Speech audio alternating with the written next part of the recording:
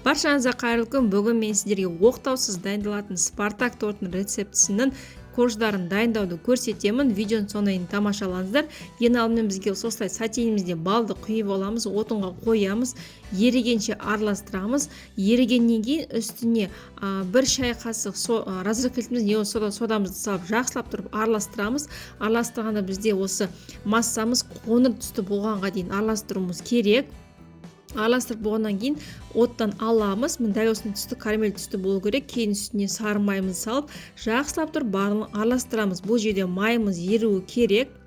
Араластырып болғаннан кейін бізге бөлек ыдысқа жұмыртқаларымызды алып жарып, оның үстіне қантымызды салып жақсылап тұрып миксерлейміз.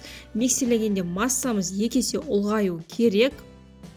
Дәл осындай екі есе ұлғайғаннан кейін үстіне ұнымызды саламыз.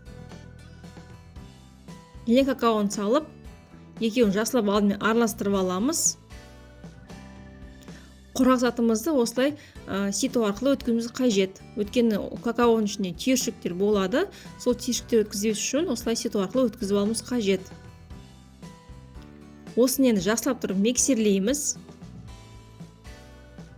Миксерлеп болғаннан кейін бағана алдын ала дайындаған балымызды құямыз. Және тағы да барлығын араластырамыз. Қамырымыз дайын. Енді корждарымыз жұқа әдемі болу үшін осылай біркелкетіп жайып шығамыз. Мен аздан құйып, осылай қамырымыз жұқа болсын аздан құясыздар. Осылай біркелкетіп жайып шығамыз.